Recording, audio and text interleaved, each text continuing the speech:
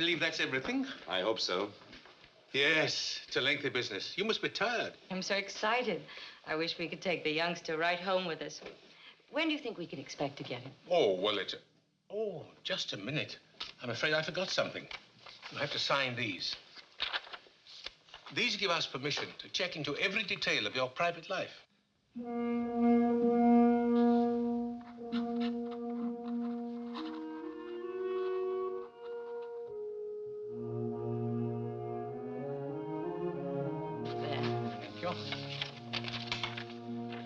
Thank you.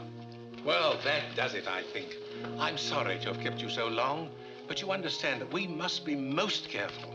After all, it's a child's life. Our investigation can't be too thorough. How long will it be? Well, it all depends. Matter of months, perhaps. But we'll keep you posted. Thank you very much. Eve, dear, we'll be late. Goodbye, and please hurry. Goodbye. Bye. Goodbye. Bye.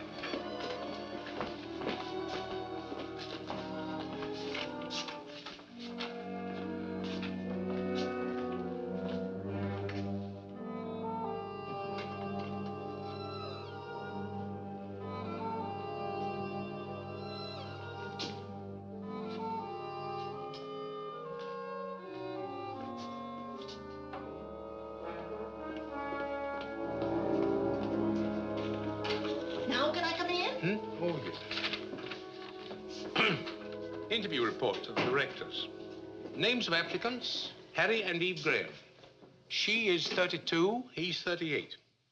Occupation, traveling salesman for the Sutter Sales Corporation, dealing in electrical appliances. The company is owned by the Grahams and was started about 4 years ago. Mrs. Graham appears to be very capable. She handles the office work. Mr. Graham covers the Los Angeles area, where they hold a sales franchise for a deep freeze concern. Their income, presently about 20,000. Married 8 years. You don't need to wait for me. I'll straighten up. Yeah, I tried that once before. Nearly lost my job. You and your cleaning up. Well, go on. You're not disturbing me one bit. Mrs. Graham is unable to have a family. Her problem is of undetermined origin. But we'll check several physicians who have examined her during the past 8 years. They will take an older child, 4 or 5 years, of either sex. From the preliminary interview, it's my opinion they would make fit parents, but something bothers me about Mr. Graham. He seemed impatient during the interview. A chip on the shoulder sort of attitude. He behaved rather strangely when signing the permission to investigate form. Perhaps this is my imagination. I'll report further when I visit the Graham's home for the customary inspection next week. Whew. Well, that's that. If all the others was like you, there wouldn't be any babies given away in this state at all. Why are you such an old fuss budget, huh? If you had made a mistake once, you wouldn't want to ever let it happen again. Not where a child is involved. No. Well, goodbye, dearie. Eve Graham.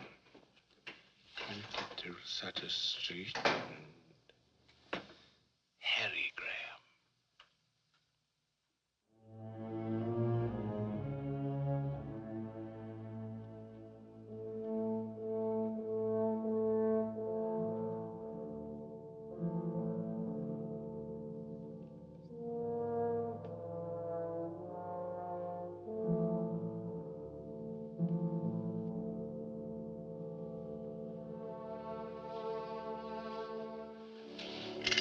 Hey. What goes on? Oh, I couldn't resist him. He's the beginning of a collection. There's a whole army that goes with him. We haven't heard anything yet. Oh, but we will, you'll see. Mr. Jordan looks like Santa Claus. Just like a man who gives babies away. And anyway, it's good practice for you, being awakened by mechanical toys. On a teddy bear in the face, and maybe later on a football in the tummy. Oh, you'll learn to love it. You will love it, won't you? Of course I will. Why do you ask? Oh, then it's just my imagination. The other day in Mr. Jordan's office, Thought maybe you were sorry we'd started the whole thing. I wasn't sorry. It's just that Santa Claus was such a deliberate old codger. He got on my nerves, that's all. How about undoing my blouse? How about getting yourself pulled together? This is Tom Morgan Saturday with us. You can do the Caesar salad. What else is cooking? Oh, everything you hate. Roast beef rare, potatoes brown. How does that sound, Master? Sounds like the perfect wife. Good in the office, great around the house. I wonder if it will like him. Well, if it doesn't, I'll keep it myself.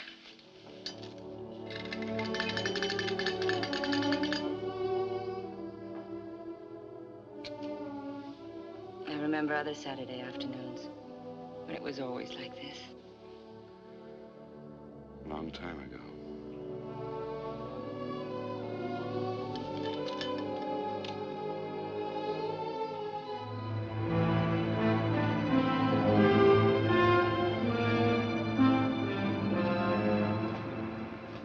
You know, this really is a beautifully planned apartment. Yes, we think so.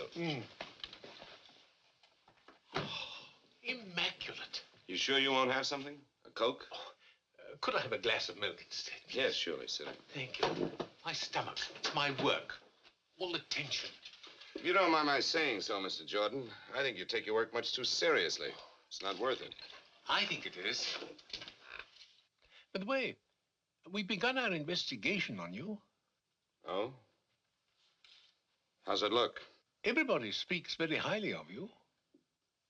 But? I've been a salesman too long not to recognize sales resistance when I see it, Mr. Jordan. I have a feeling you don't want us to have the child.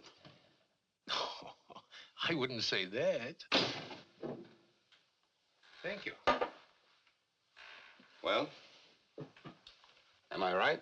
I don't know whether I do or not. At least not yet. I understand you spend a great deal of time in Los Angeles on business. Yes, that's right. Then perhaps you could give me the names of some of the people down there with whom you work. Oh, it's all routine, nothing more than that. You're very conscientious, aren't you, Mr. Jordan? Well, I'll drop you a line and refer you to lots of people in Los Angeles. There's something else about me I think you should know. I have a small mole on my right shoulder. Would you like to see it? Oh, Mr. Jordan, I'm sorry I'm late. That's all right. I was early. What are you two doing in the kitchen? Mr. Jordan's been looking us over. I've seen your home. It's pleasant, very pleasant indeed. Won't you stay for dinner? Oh, thanks, I can't. I have to get back to the office. Lots more paperwork to do there. I'll see you to the door. Oh, thank you. Goodbye, Mr. Thank you, Mrs. Graham. Thank you.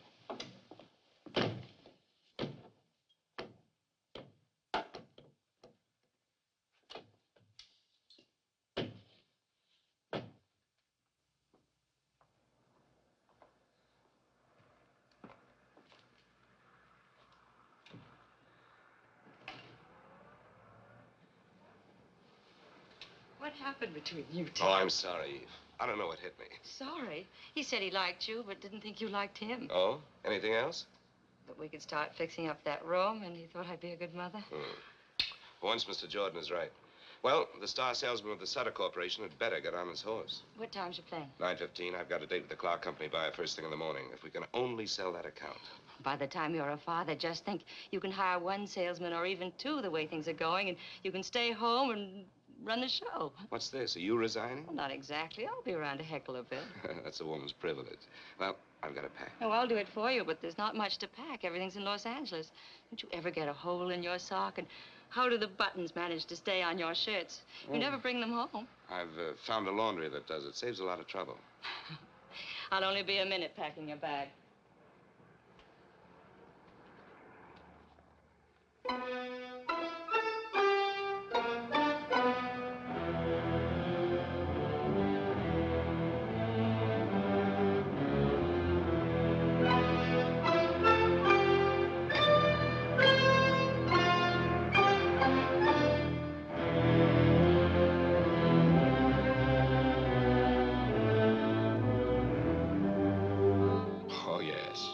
I know Harry Graham very well. Like him. He handled our product for several years until... Until what? We didn't fire him, if that's what you're getting at. He fired us. Got a better deal. I see. I'd give my shirt to get Graham back. And you can tell him I said so. Thank you.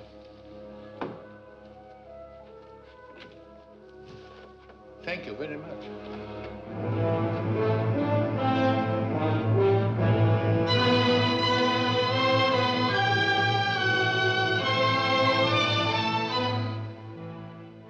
see, the Grahams wish to adopt a child, and we must have certain information. Well, isn't that nice? They want to adopt a baby. How long has Mr. Graham made his office here? Oh, I guess about 2 years. Where does he live when he's in Los Angeles? I guess he just lives around. Hotels, motels, wherever he can get in. It's cocktail time, honey. Are you with me? Mr. Jordan, this is Roy Esterly. Oh, I'm very pleased to meet you. What line are you in? Mr. Jordan is getting some information on Harry Graham. Oh, Harry's not in any trouble. Mr. Jordan's not a cop. I'll tell you later. Okay, sweetie. You fill him in on Mr. Exclusive, and when you get through, come on back and have a little chat with me, huh? Excuse me, but could I ask you a few questions? Well, sure. Fire away. What do you know of Mr. Graham? Oh, he's a good guy. But you called him Mr. Exclusive. Oh, well, I was kind of kidding, I guess. See, we never see him except here in the office, and of course, when he's here, he's buried in work. You know, I can't understand how a guy can live without a little social life. So he's not a playboy, like some cornballs I could mention. Playboy? He's the original Invisible Man. You never see him anywhere. He's not at the hotels, restaurants, nightclubs. Man comes to town, and just like that, he disappears. Mr. Jordan, I have an idea. I'm sure Harry will be calling in. You can get everything you want right from him. I'll call the hotels for you. Why don't you just sit over there at Harry's desk? Well, thank you, miss. Maybe I should see Mr. Graham after all. Yes, I'll wait. Oh, as long as you're going to all the trouble, would you kindly ask the hotel people when Mr. Graham was last registered? Surely, I could do that. Say, Mr. Jordan, your throat must get pretty dry asking all those questions. How about a little slug? Oh, you're very kind of you, but no thanks. Bob Vance never called, did he? No. That's good, because I don't want to talk to him. Hello? No, he's in Redlands. He'll be back the day after tomorrow. Yes, I'll have him call you.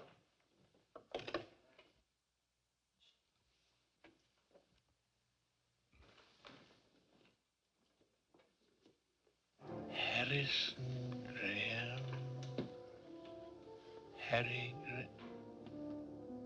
Harrison Graham.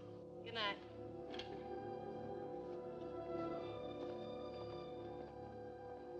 You've really got Harry Graham on your mind. I'm sorry it took so long, but the hotels had a check.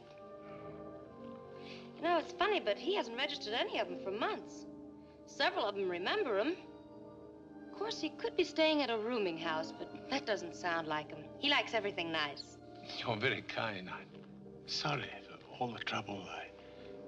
By the way, is Mr. Graham known by any other name than Harry? No, his name is Harry.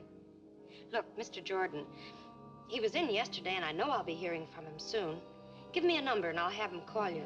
Or maybe you've gotten everything you need, huh? No, not yet. Excuse me, it's that board. Ah, thank you. Graham, Harrison Graham, 132 Brink.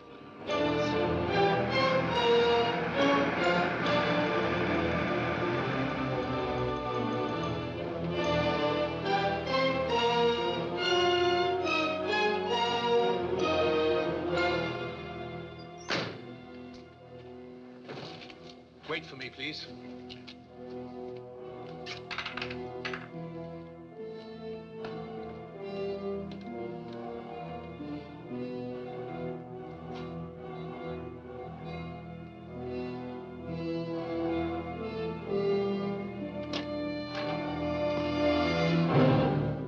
Good evening.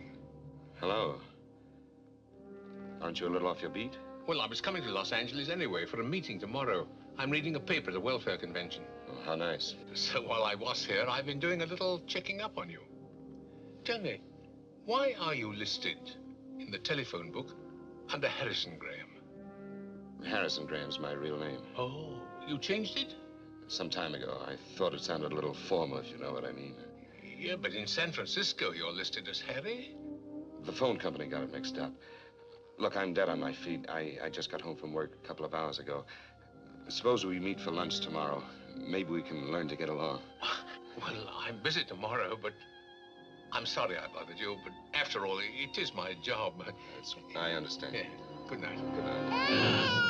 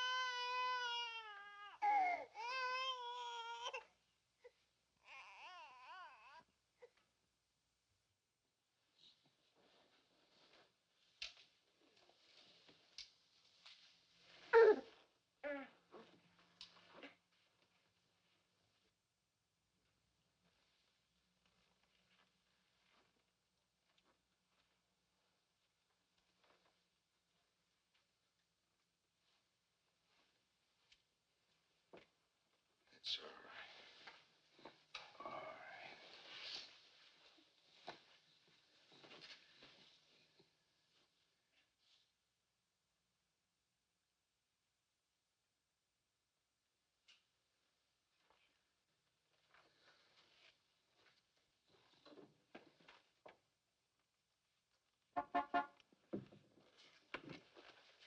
Pay him off. Tell him to go. You wake them both up. My wife's sick, too. She's in the other room asleep. She's been up with the baby 2 nights in a row.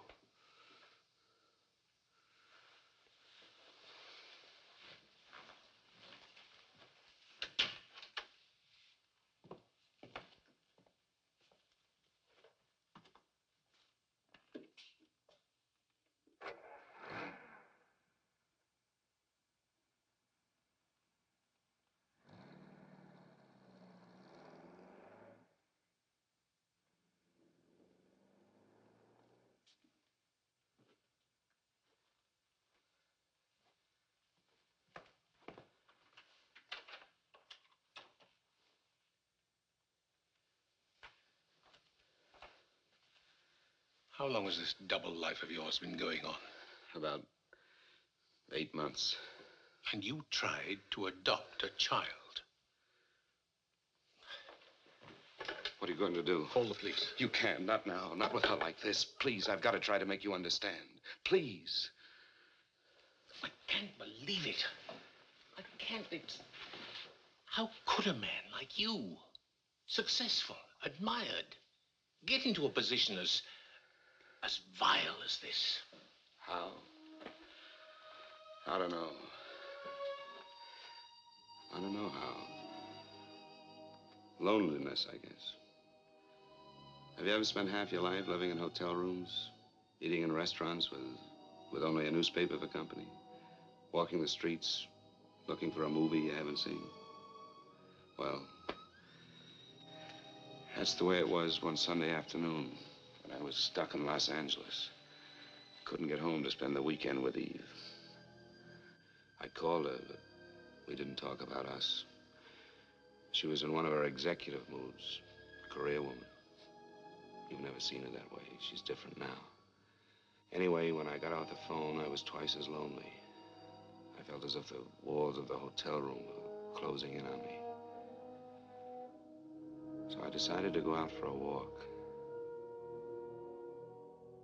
Some men on the road escape their loneliness with women who are easy to get. But that didn't work with me. In all the years of my marriage, I never looked at another woman. Eve was my whole life. Yet, sometimes in those years, I felt a distance between us which was more than miles. When we found out we couldn't have children, Eve was bitter, restless. It was my idea coming into the business. She caught on fast. So fast, she doubled our sales in no time. And our marriage, well, it became a business partnership. So on that particular Sunday, my aloneness It's like a pain. Visit that fabulous Beverly Hills. It's only $3.25 including tax. And we'll give you something to talk about when you get back to your hometown. Hey, folks, the tour is just about ready to leave. See the homes of all of Hollywood's greatest movie stars. Visit that fabulous Beverly Hills. It's only $3.25 including tax. And it'll give you something to talk about when you get back to your hometown. I liked movies, though I really didn't care where Clark Gable lived. But here were people going someplace, and I went along with them. Hey, folks. Ladies and gentlemen, this is glamorous Beverly Hills. Here are the most beautiful homes in the world, where your favorite stars of screen live and play.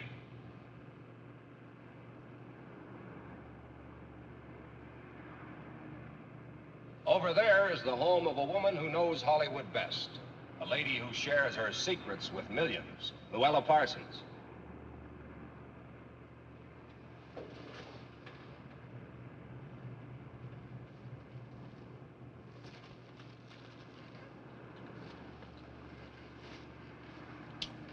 Thanks. Here we are. On your right is the home of that shy and modest man, Harvey's friend and yours, Jimmy Stewart. Now take a look on your left, and you'll see the home of that funny, funny man, Jack the Miser Benny.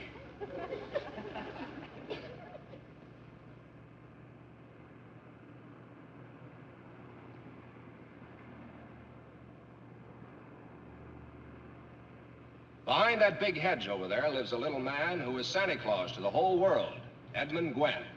Remember Miracle on 34th Street? Oh, that was a wonderful picture. Did you see it? Uh-uh. You missed something. I'd like to know where my favorite mule, Francis, lives. What's that? Oh, excuse me. That's all right. Haven't you any interest in how the other half lives? No, not particularly. I'm just crazy about bus rides. Gives me a chance to get off my feet. And here is a home of a man who's good with the jokes and a genius at the piano, Oscar Levant. Well, I heard him play a Gershwin concert once. He was just great. What is this, the story of your life?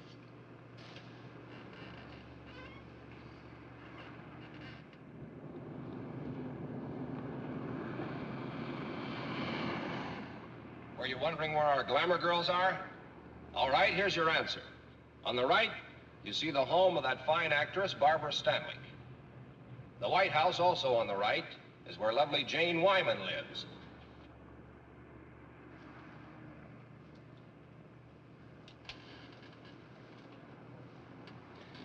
You know, you just like me for my lighter, that's all. I could give up smoking. Thanks. Don't mention it. If this is a sample of your work, you're not very good at pickups. I know. I haven't had very much experience at it. This is the first time I ever tried to pick up a girl. Oh, gee, that's too bad. I should be better at it. How's that? Well, I'm one of those terrible fellas that frightens the farmer's daughter, you know. I'm a traveling salesman, only a kind of backwards one. Yeah, you could use a few tips, like, I'm sad and lonely, just want someone to talk to. Don't know any nice girls in this great big town. How about a few laughs? You know, I wanted to say all those things to you just now, only on the level. Thanks, Coach. Do you mind if I sit here? Well, there's not much I can do about it. You're here. You know something? I was a farmer's daughter once. Really? Yeah. I don't know what it is, but you don't scare me at all.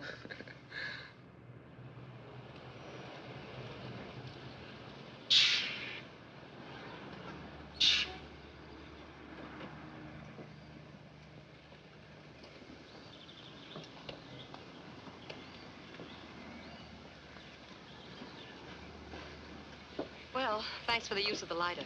Bye. Oh, just a minute. In case In case you ever need a deep freeze, my name's Harry Graham from San Francisco. Oh, well, that's nice. Mine's Phyllis Martin from here. From here? This doesn't look like very good farmland. You told me you were a farmer's daughter. Yes, well, that was a long time ago. Oh. Thanks. Oops, doesn't work.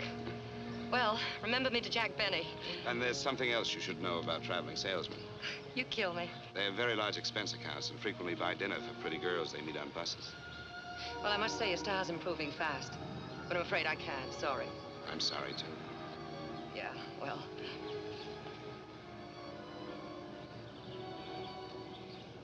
Do you like Chinese cooking? Sure. Why? Have you changed your mind? I know a place that has the greatest water chestnuts in town. If you can stand water chestnuts. I'm mad about them. Let's go. All right.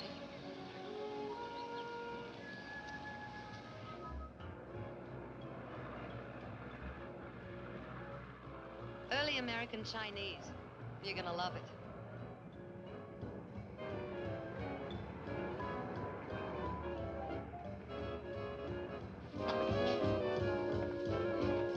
Cozy little place, isn't it? Do we have to eat here?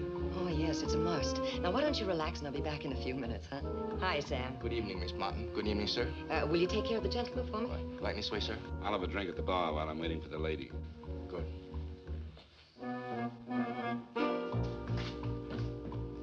Scotch and soda, please.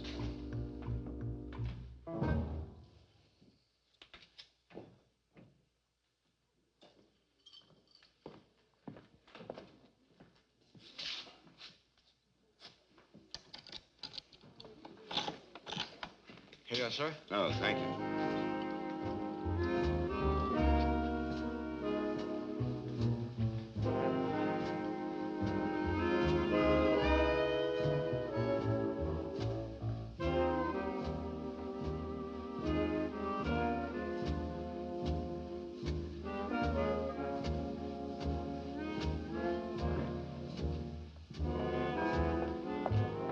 Dinner's ready. Table's over there. Oh, no. What are we playing, charades? The outfit came with the job. I work here. I don't believe any of this. Well, the pain will wear off in a minute. Just follow me. Egg soup. Very healing. I ordered the rest of the dinner for you, too. Aren't you allowed to sit with the customers? Maybe later. Well, go on, eat your soup. It's the only genuine Chinese dish we serve here. Guy who owns the place used to run a string of hot dog stands. His name's Hannigan. You sure you can't sit down? No, I can't. Try it. How was it? Tastes good. Say, where are all the people? Oh, Sundays are quiet. And all the rest of the week. How long have you been working here? About 6 months. I needed a job, and Hannigan needed someone to liven up the joint. You can see I've been a howling success. Ah, come on, sit down, huh? No, I can't. Say, where'd you say that farm was? I didn't. Little place called Pennsylvania. How'd you get all the way to Los Angeles? Well, I wanted to see the world. So you started with China, huh? That's right. You know something? They've never heard of chop suey in China. You don't say. That's right. It's the house specialty here. And the next course, if you can stand it.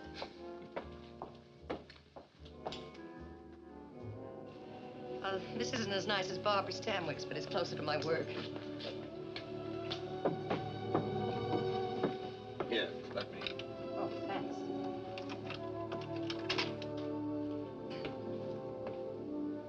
Well, thanks for a lovely evening. It was nothing. Drop in again sometime. So long. You know, we've been together 7 hours, and I still don't know a thing about you, except that you're the nicest stranger I ever met on a bus. Well, I don't know anything about you either. Let's leave it that way, huh? All right. I will tell you one thing about myself, though. What's that? On that bus this afternoon, I felt just as lonely as you did. Feel better now.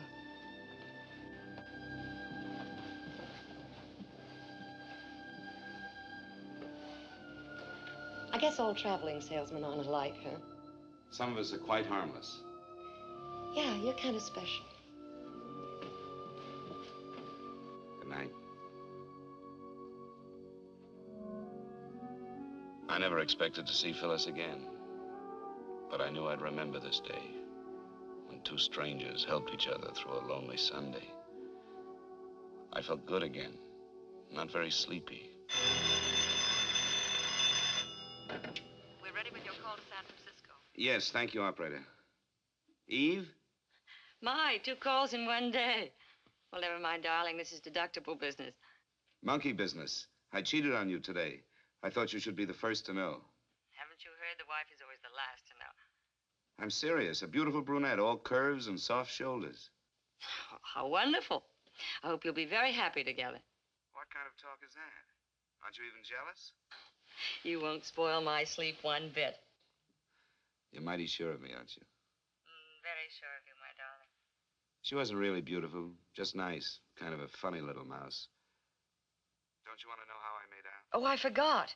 I heard that Duff's may open 3 more retail outlets in Los Angeles County. Got a pencil handy? Better write down this name and address. Are you listening? Here it is. He's the merchandise manager. Yes, I'm listening, Eve. I've got it. I wish you were here with me right now. I didn't even touch her. Touch who? You know, the funny little mouse. What a shame. Better luck next time. Harry, I got a special delivery from Mother today. Oh? What's the news? Her father's quite ill. Nothing serious, I suppose, but I'm a little worried. I wouldn't worry, darling. I'm sure he'll be all right. Eve, I've got to make the rounds. I'll call you in a couple of days. Good night. Night.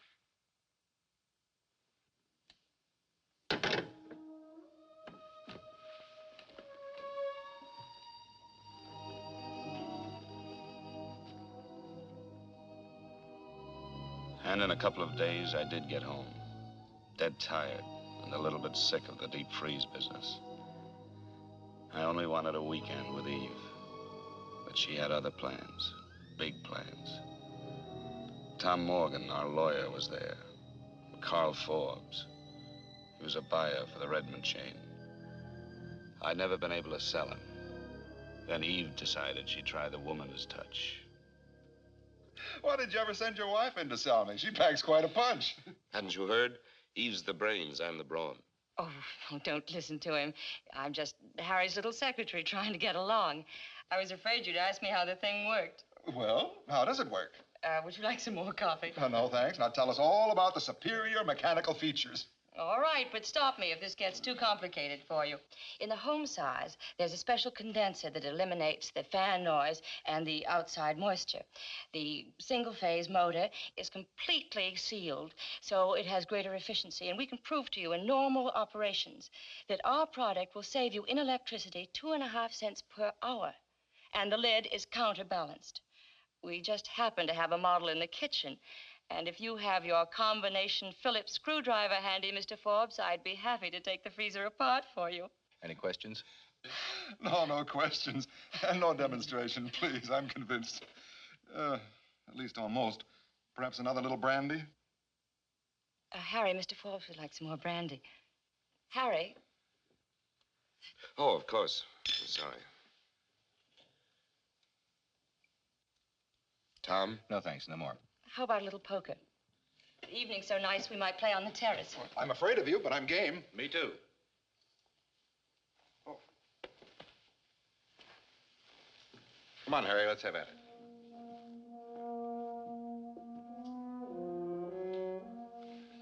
You know, I think we're really on our way.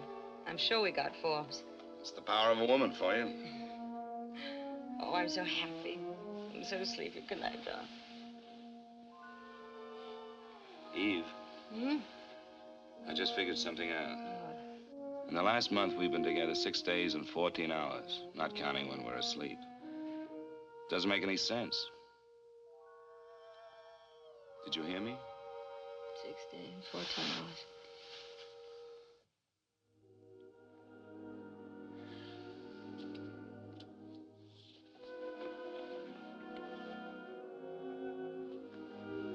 Eve, let's go away tomorrow. Doesn't matter where. Just as long as we're together, huh? Of course, we'll go away sometime, darling. We'll go to all those glamorous places that Holiday writes about. We'll do it Frisk happened to. Let's not wait, Eve. Our marriage is the only thing that really matters. I love our marriage. My darling.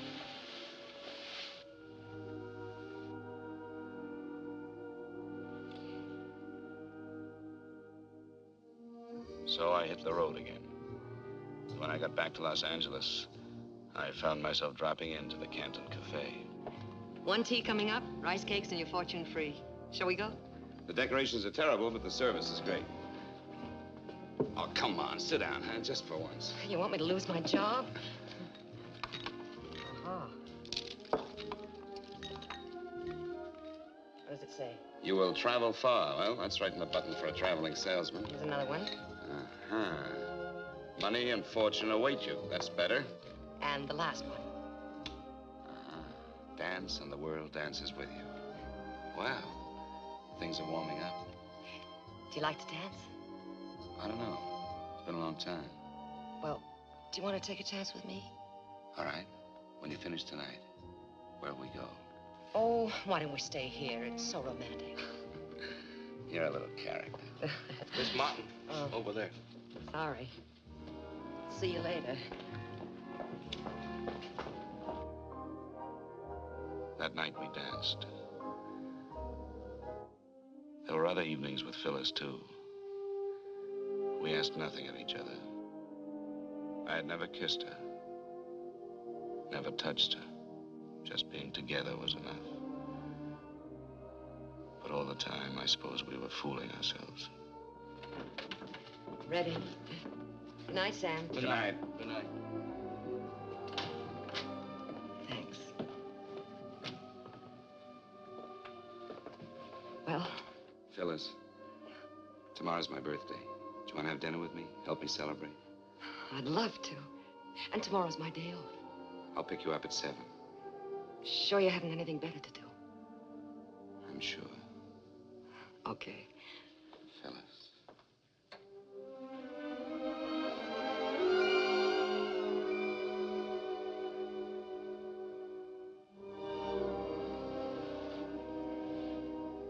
Good night, Harry. Good night.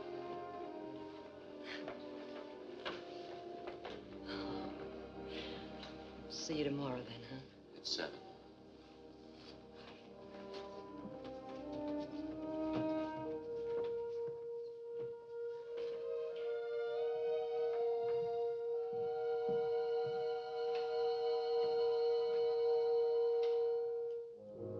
I spent my birthday trying not to think of Phyllis. Still, I felt her closeness. I was finding out that I was not the take-it-and-leave-it kind. I knew then I couldn't see Phyllis again, that night or any night. I felt like someone who walks away from the edge of a cliff, back onto solid ground. I felt pretty low, too, about walking out on her. But it was better this way, much better. Come in. Tray's over there.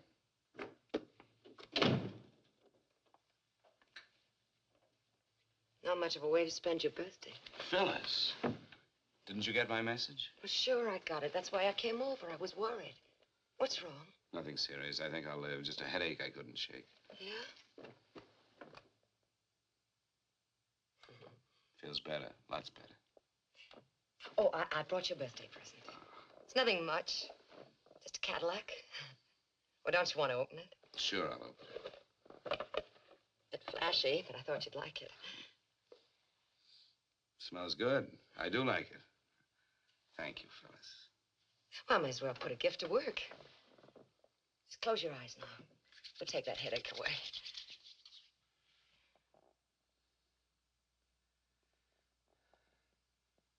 It's working already.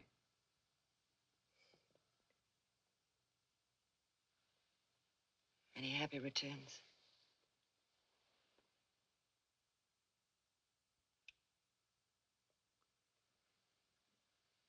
You know something?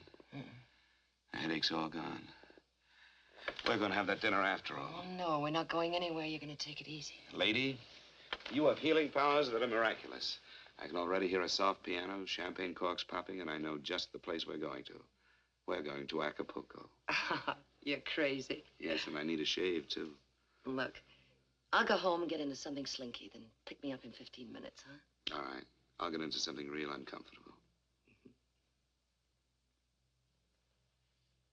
You kill me. see you.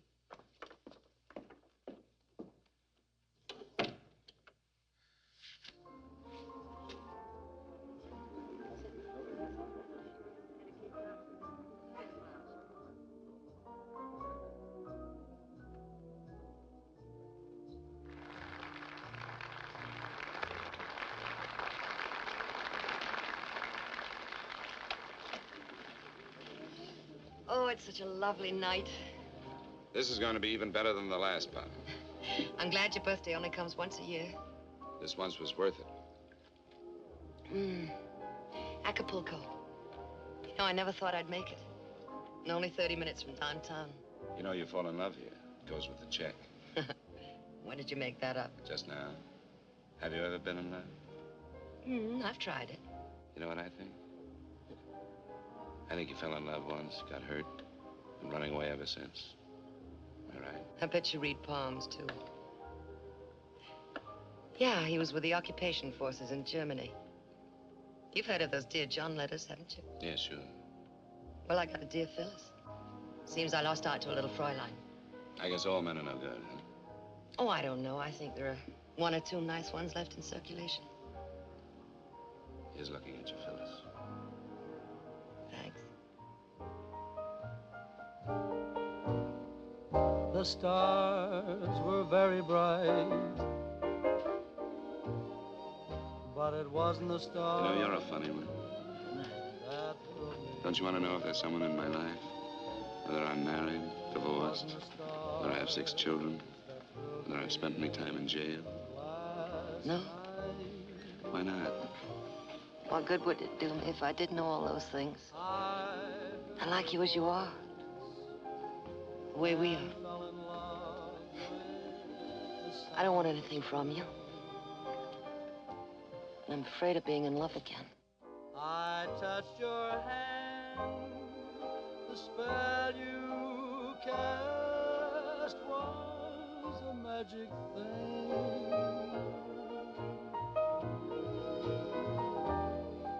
We watched the moon in flight, but it wasn't the moon that thrilled me. No, it wasn't the moon that brought such delight. I felt a thrill so new the moment I kissed you. Heavens faded from sight. No, it wasn't the stars, and it wasn't the moon. You know, I'm going away again tomorrow. Tomorrow's a long time off.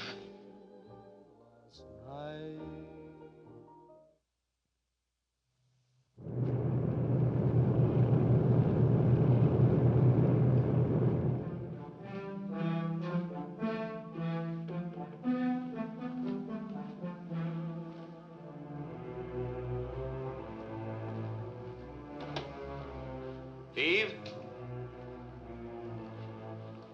Eve?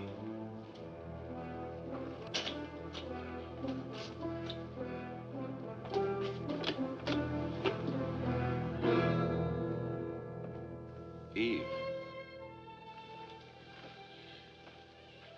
What's wrong? Darling, I'm so glad you're back. What's the matter? Father's had a heart attack. His condition's critical, and I have to go at once. Oh, poor baby. I'm sorry. He's such a great guy. Do you want me to go with you? Thanks, but you better stay here and take care of things. Anyway, I got the last seat on the plane. What time? 10 o'clock. I changed planes at New Orleans for Miami. What about money? All right, I cashed a check on the company. How was the trip? Pretty good. We got the Barlow account, but it took some doing. Good boy. Hartnell's in Ventura is complaining about factory deliveries. I got that all straightened out. Oh, fine. Well, I'll take care of the office here until you get back. If you need any help, call. I'll hop a plane. Maybe he'll pull out of it, huh? I hope so. Ooh, I almost forgot. Oh, lovely. You like it? I'm crazy about it. Put it on for me, will you? What do I have to thank for this? All that new work with Barlow's or that cute little mouse you told me about? Did my boy step out of line? You thank me. Oh, and I do like this. Oh, Eve. This last trip. It's no good being away from each other. How would you like me to be around all the time? Could you stand it? What do you mean? One of these days soon we'll put a man on. I've got my eye on a fella. Oh, I think I'm going to cry. I should be so happy if it weren't that... Finish your packing, darling. I'll make us a couple of drinks.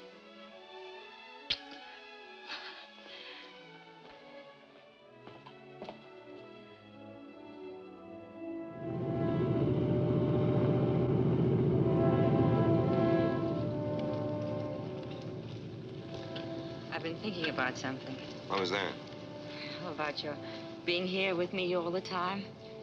I didn't realize home meant that much to you. I've been so wrapped up in the business that I thought you liked things the way they are, traveling around and meeting people. I did, but I've had it. Now I want to stay put. And I was wrong about something else, too. Wrong? For nearly 4 years, ever since the doctor said, no baby, I hated myself and you and everybody. I was resentful when you suggested adopting one. I couldn't see taking care of somebody else's child. Remember that? Yes, I remember. I was wrong.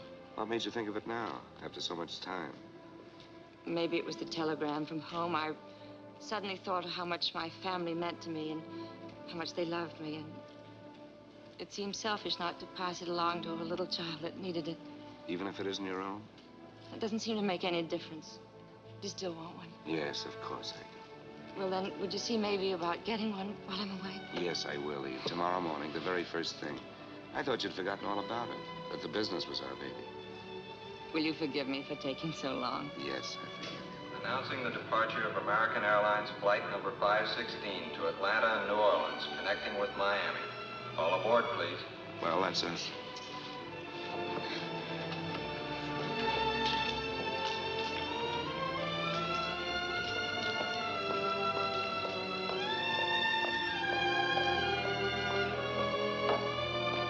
So that's how I first crossed your path, Mr. Jordan.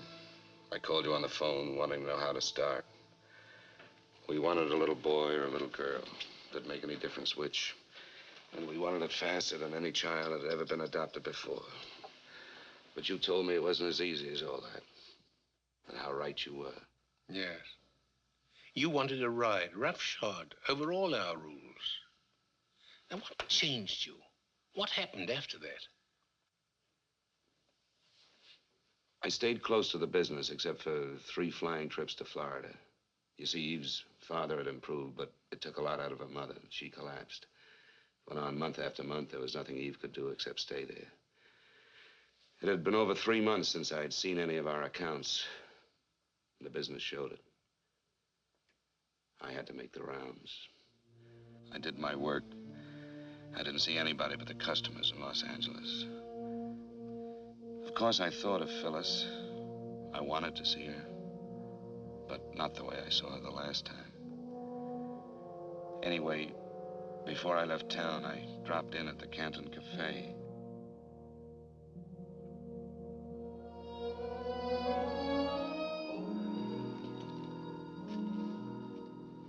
Hi, Sam. Hello, Mr. Gwenn. We miss you. Thanks, Sam.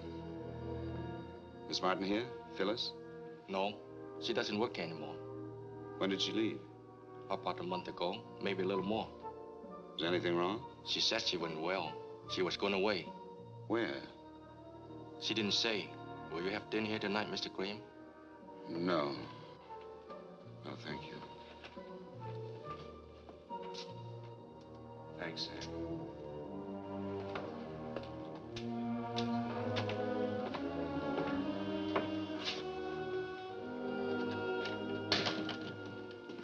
Yes?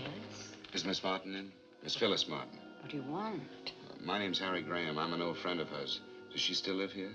She still lives here, but she isn't feeling well. She doesn't want to see anyone. Oh, I've got to see her. You remember me, don't you, Mr. Graham? I've spoken to you on the phone several times. Oh, yeah. Yes, I remember. Come in. Thank you. I think she needs you. Her room's right up there, first on the left.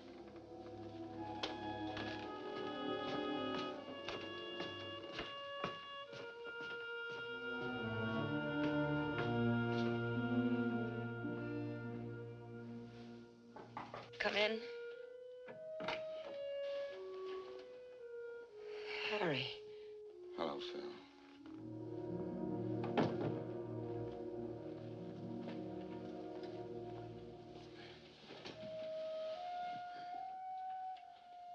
What's the trouble? Nothing. It's good to see you again. I just got back from San Francisco. I've been working there for the last few months. I went to the restaurant and they told me.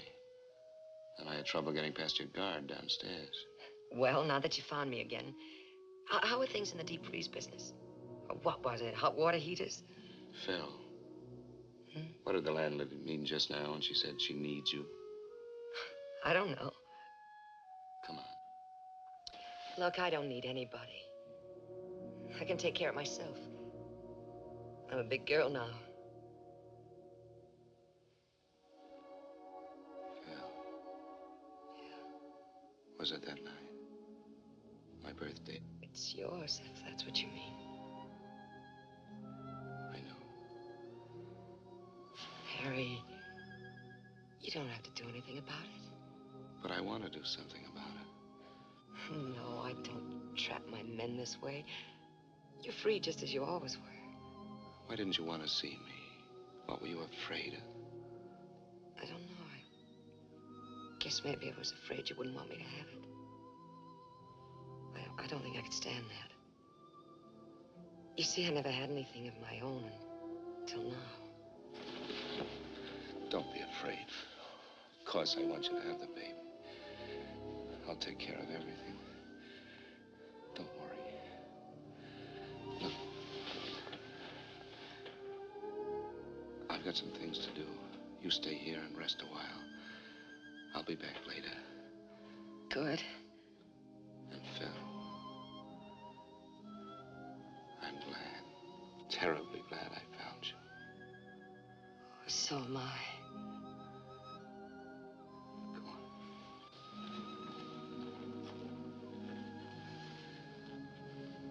You get some rest.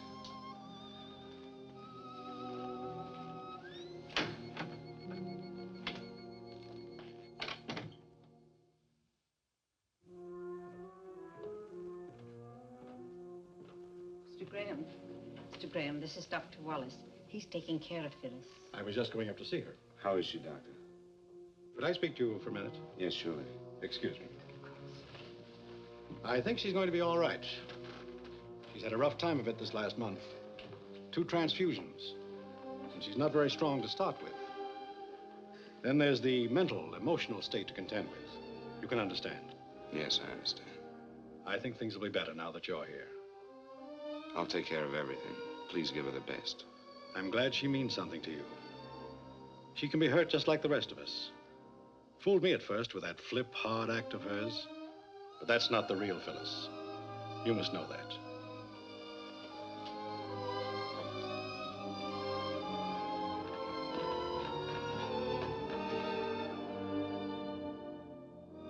How can a man call a woman his wife for 8 years? Someone whom you love, who loves you. How can you call her and tell her that you must have a divorce? Worse than that, you've been unfaithful. You're going to be a father. How can you hurt someone so much?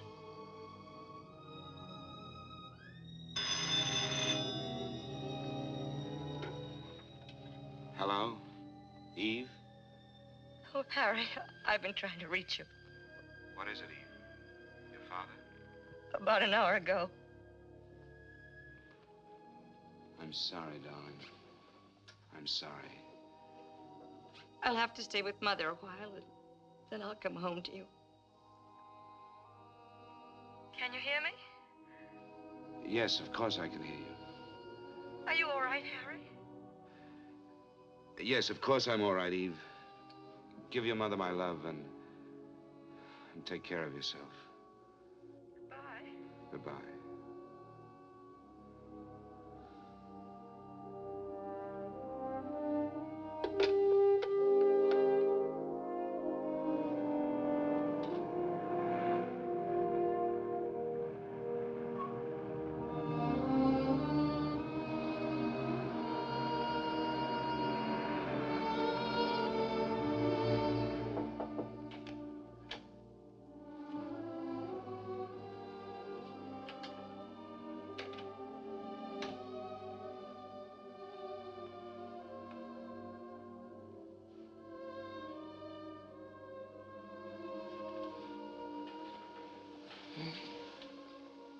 Hello, Phil.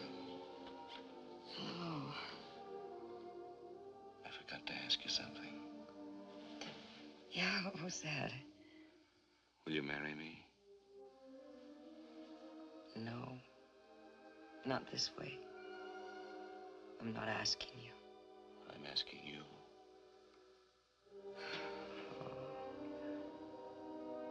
I hate to take you out of circulation like this. There must be a waiting line. There's nothing like that. And no one like you. Are you sure you want me? I'm sure. I do love you, Harry. And I'm so glad I do.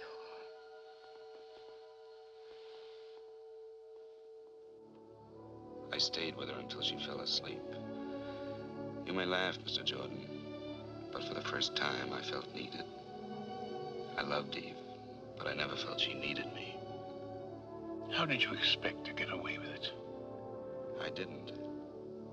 What did you do when Mrs. Graham came home a few weeks after your other marriage? Why didn't you tell her then? Wasn't that the plan?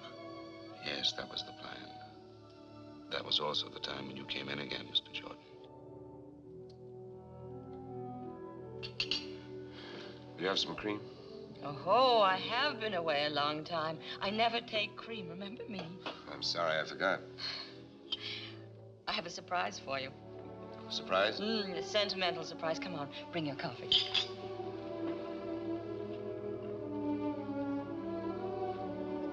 Eve, there's some things we've got to talk about. Father wanted you to have this watch. It was grandfather's, and then when Father and Mother married, it was a wedding gift to the groom. Grandfather said that having a watch and chain made a man feel more like a man, sort of like a mustache cuff, I suppose. I wish I could have thanked him for it. Well, he told me to tell you to take very good care of it because it should be passed down to our son. He said it was a lucky watch and should be kept in circulation. Our son, I'm glad he didn't know how I let you down. You haven't let me down. You couldn't. Yes, I did. When I learned I couldn't have a child. And that's when I became the little efficient white-collared girl. I forgot some things. You didn't forget. Maybe I became the absentee husband. Wanted to show the business world we were smarter than the rest. And we did show them. Listen, Eve. Come on. I've got another nice surprise for you.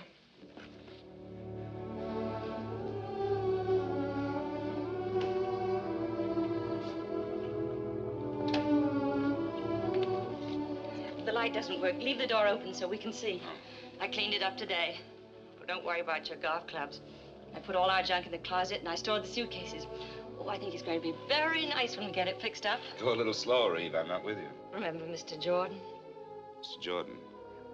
When I left for Florida, you said you'd look into the adoption business, and you told me about Mr. Jordan. Oh, yes. Now I remember. I spoke to him on the phone.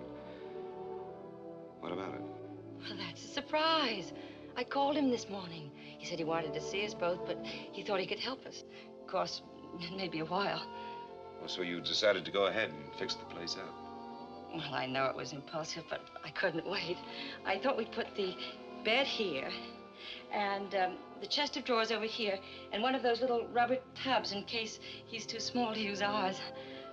Like it? You still do want a child, don't you? Is adopting a baby terribly important to you? Oh, yes. More important than I ever knew before. Except for you, it would mean everything to me. All right, then. I guess we'll go see Mr. Jordan.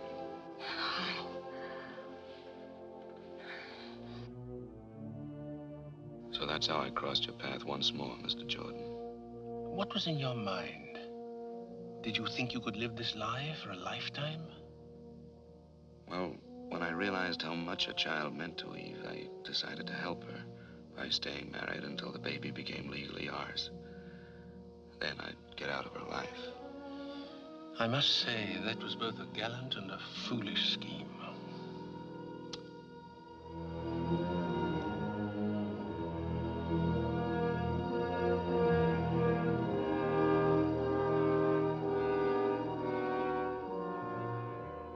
Those were months of panic, Fear.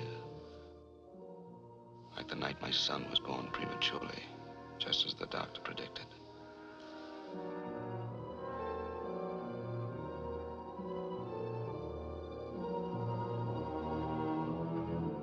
Mr. Graham.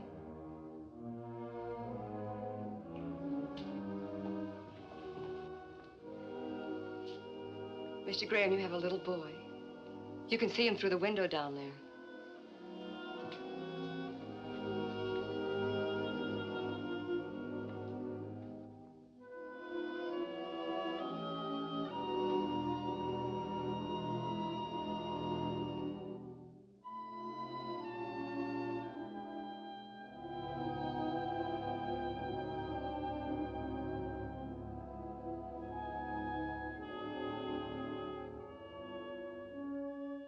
The axe began to fall one day not so long ago, when I'd just gotten in from San Bernardino. And I'd stopped by the office to clean up my desk. It was Eve's and my anniversary. I tried to get home, but I couldn't make it.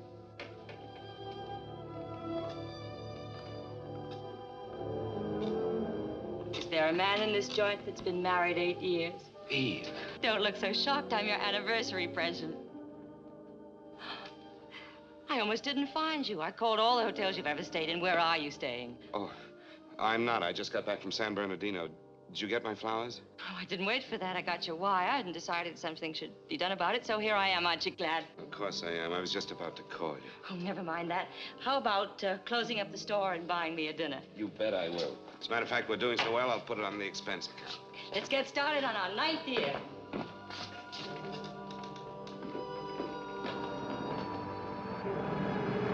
After dinner, Eve wanted to take a walk. I was afraid every step of the way.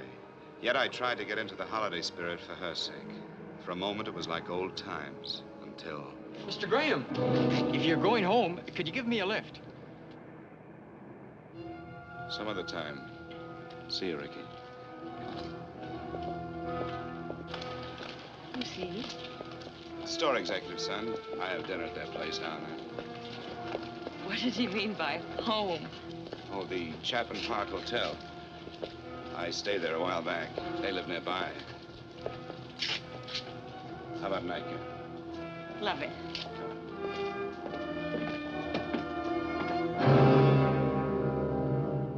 After I put Eve on the plane for San Francisco, I came home to Phyllis and more of my insane double life. I was beginning to act and think like a criminal, afraid to be found out, yet sick of deceit and lies. Hello, Phil.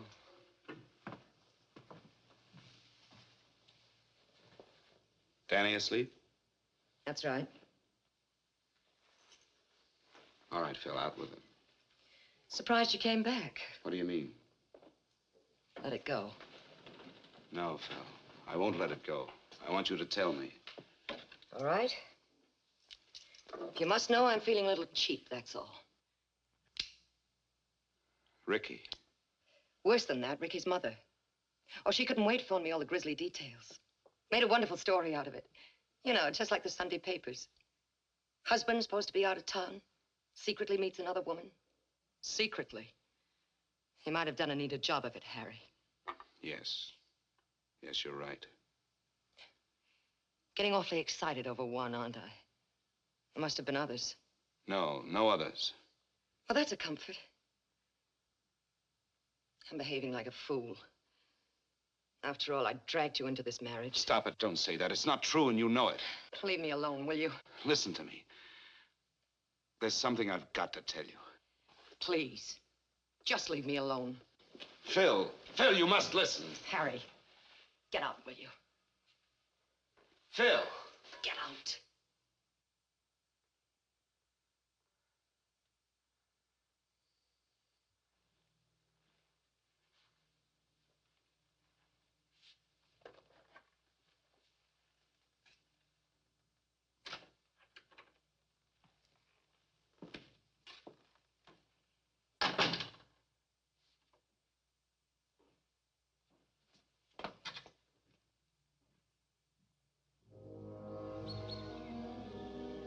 I stayed at a hotel that night. Made a date to see Phyllis the next day. There were things we had to talk about. She said she'd meet me in the park near the house. It's hard to explain my thoughts as I sat there. I had my way out. Now I could put an end to this nightmare. I loved Phyllis and her child. I didn't want to lose them. And I hated to bring them pain.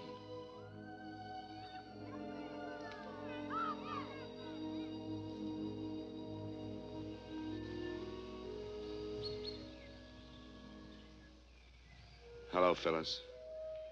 Hi. Cigarette? No, thanks. How's Danny? He's fine. I had Miss Higgins come over and sit with him. Look tired. Yeah? Well, I didn't sleep too well last night. Neither did I. What did you want to talk about, Harry? I've been thinking I could manage $85 a week. Can you and Danny make it? Sure. You can get the divorce and all that. I'll pay for everything. I'm sorry it had to happen this way. I never meant to hurt you. I'll come around later and get my things. Okay, anytime.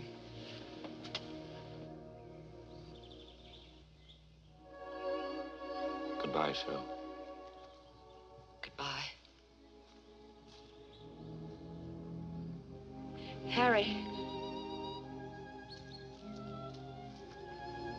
This is crazy. I can't go through with it. I guess you just gave my ego a kick. Will you forgive me? I do love you so. You big lug. You know why I didn't sleep last night? I kept thinking about our marriage. You know, the way we got into it. It wasn't fair to you. Don't say that, Phil. Never, do you hear me? Please, take me home, will you? You really want me to? Oh, yes. We need you. Come on.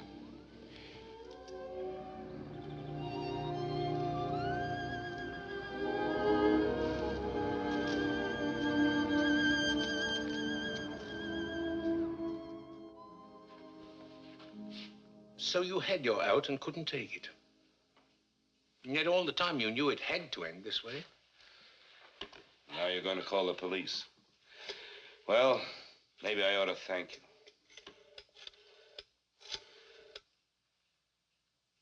I'd like a taxi at 132 Brinkman Street, please.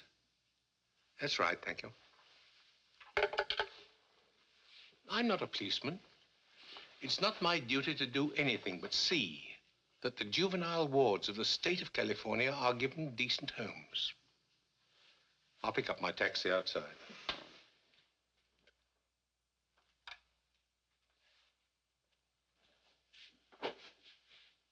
I can't figure out my feelings toward you. I despise you, and I pity you. I don't even want to shake your hand, and yet I almost wish you luck.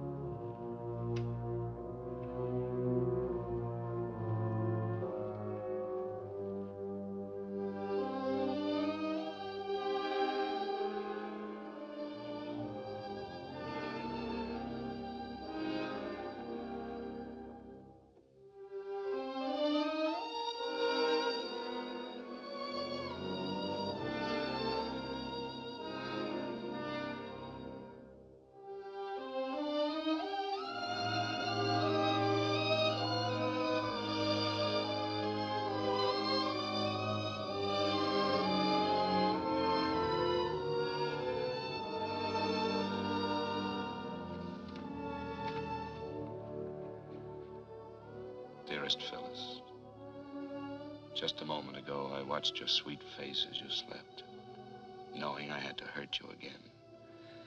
And when I tried to say goodbye to Danny, it was almost unbearable. I cannot expect you to understand what I'm about to tell you.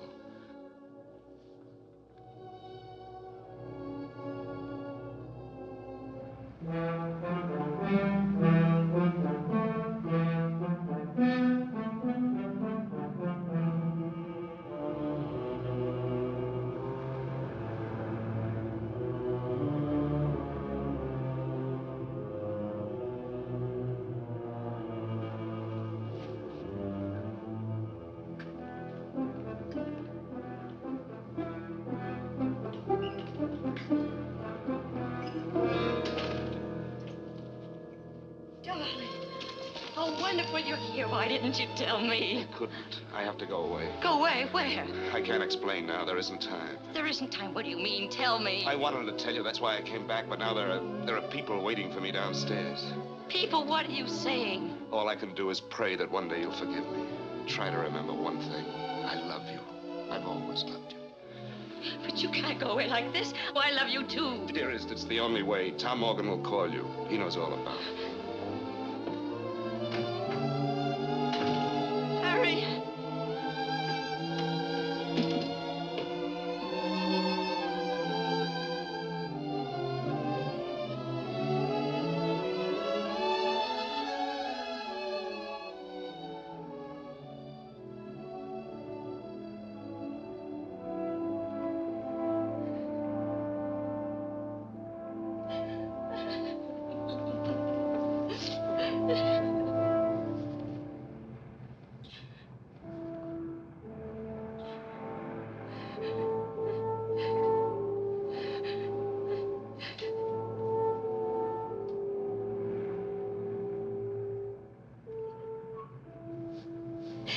Harry.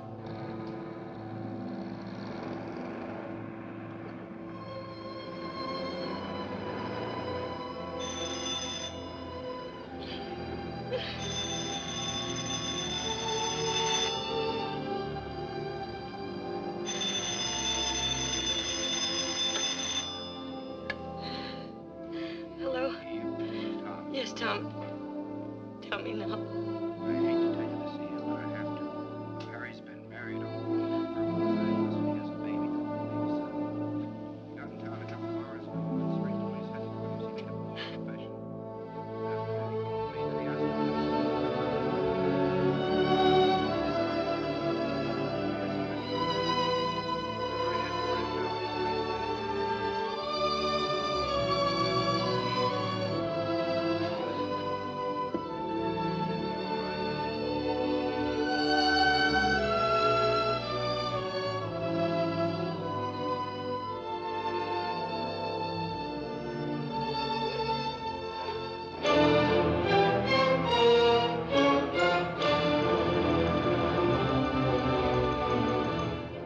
Harry Graham is in no sense a hero, certainly. But neither is he a monster. He's an ordinary man that made one terrible mistake. In this case, there's a peculiar sense of irony. If Harry Graham had taken Phyllis Martin as his mistress, some people would have winked an eye and turned their head. But because he gave her and the child she bore him his name and an honorable place in the community, he must be utterly destroyed. Now, I don't deny that the defendant should be punished. But I do believe that in this case, punishment might well be tempered with mercy. Thank you. As the prosecutor has pointed out, there are many bigamous marriages going on that nobody knows about. The prosecutor is also quite correct in observing that this is a condition which strikes at the very roots of our society. Please stop it. I'm guilty. Why go on talking about it? As the counsel for the defense has brought out, there's irony in this case, tragic irony. I suspect that the defendant may have even loved both these women. Perhaps he even needed them both. I also suspect that he may now have lost them both. When he's once more a free man, it won't be a question of which woman he'll go back to, but rather, which woman will take him back. That decision is theirs. Under any circumstances, he'll be forced to continue to support them both, and he will legalize the status of his son by naming him in his will. These are decent women, Mr. Graham. You're basically a decent man, and that's the whole point. When a man, even with the best intentions, breaks the moral laws we live by, we really don't need man-made laws to punish him. He'll find out that the penalty of the court is always the smallest punishment. Sentence will be passed by this court 1 week from this day at 11 a.m. The court is adjourned.